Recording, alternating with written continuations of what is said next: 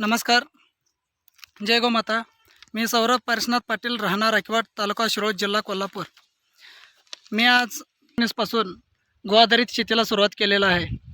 त्याचाच एक भाग म्हणून आपण विद्यासागर रायनडे यांच्या शेतात आज आपण उपस्थित आहे.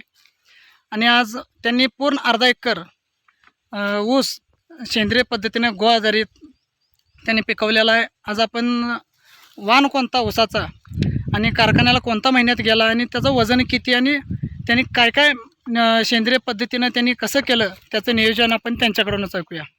जानेवारीमध्ये ऊस 15 तारखेपर्यंत 11 हां. तारखेपर्यंत ऊस गेला माझा गुरुदत्त शुगर टाकळीवाडी या कारखान्याला.